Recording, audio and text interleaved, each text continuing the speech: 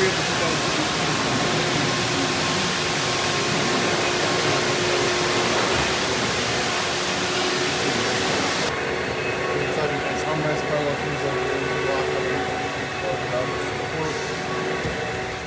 one inside.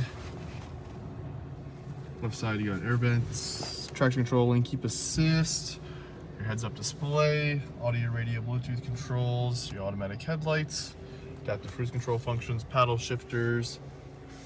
Coming to the infotainment system here now. Applications, we just do have our HD radio traffic map, fuel economy monitor, and our vehicle status monitor.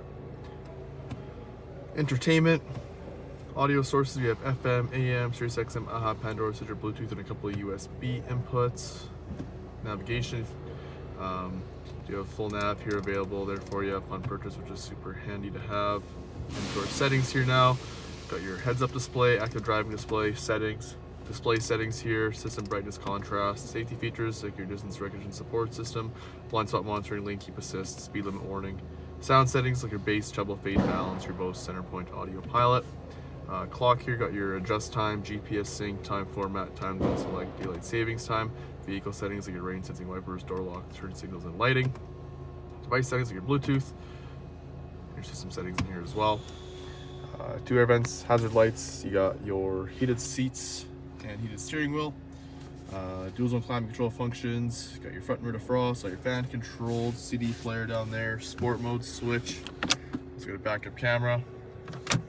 Electronic park brake, got your back, music, home, nav, favorites, volume rocker, two cup holders, nice big center console, two USB inputs, SD card insert, 12 volt, power tilt side sunroof, interior lighting options, sunglass holder, and a rear view mirror. Let's take a look outside.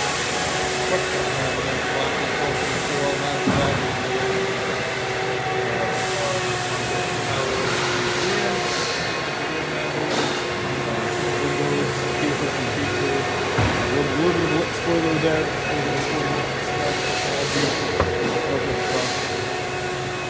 Pull down the seats with this.